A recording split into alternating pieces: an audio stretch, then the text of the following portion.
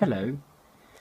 Now I've decided to do a review of my only Russian deck, which is a non-tarot deck.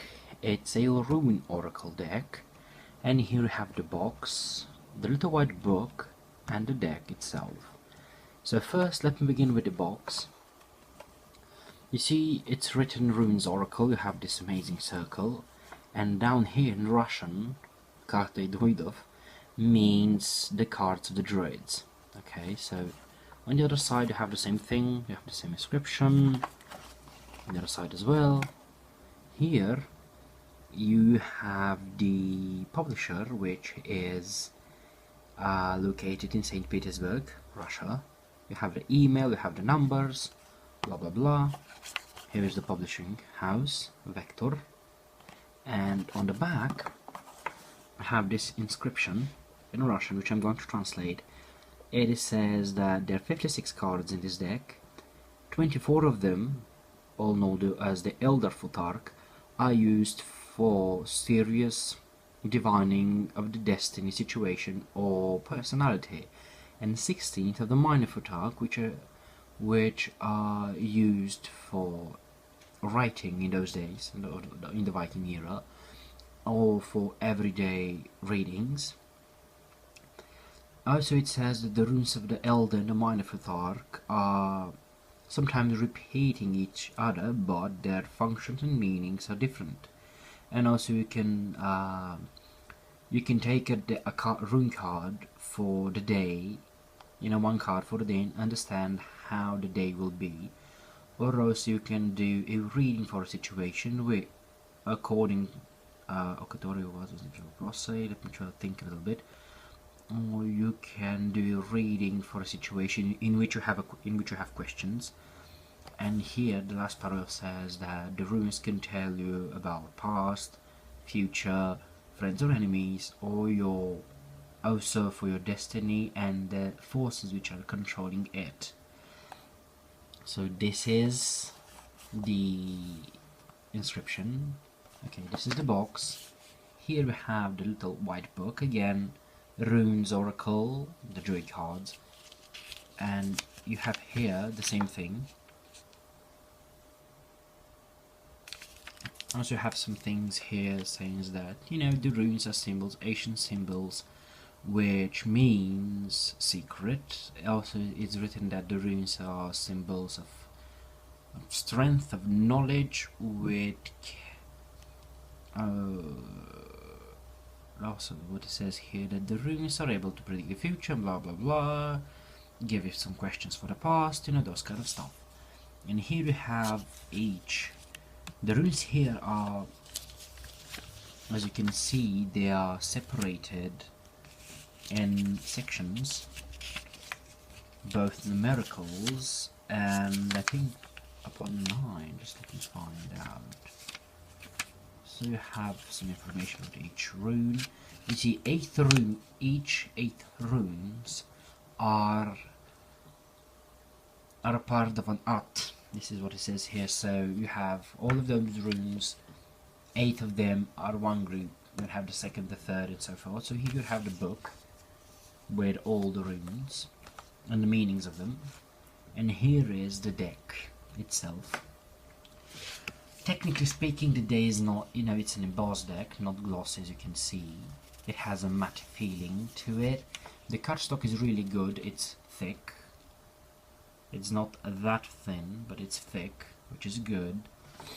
This is the back. The design is good. And this is the runes, the design of the front itself. What we have here is that each rune is encased in a circle. Then we have the name of the rune, the meaning of the letter of the Latin alphabet, and then you have a keyword. For example, this means water, which means that if you get this rune, you should be very flexible with water, like water. You should not think about problems, you just have to go with the flow. Okay, what's something interesting is that the Minor Futhark, or those cards used for everyday divination, are purely in green, like the background is green, while the Elder or the more serious ones, are like this. They have a color, and each rune is created by fire of sorts. Also, you have to see that each major Futhark is in different color. It goes here. The major colors are three. You have blue, you have green, like these two, and you have red. So the major Futhark has those three colors as background, and the rooms themselves are created by fire.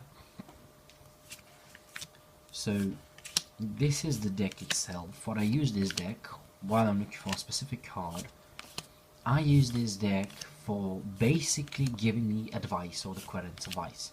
So let's say I've used a couple of other decks and the guy or the woman needs some advice, we use these cards. My favorite and the most weird card of all is this one, also known as the Empty Rune, which is related to Odin, the god of the Norse mythology, who is believed that for 9 days he was hanging downwards from the world tree, and on the last day he got the runes as a, as a tool for people. So they have a magical meaning as well. This one is empty, you see just this huge fire in it.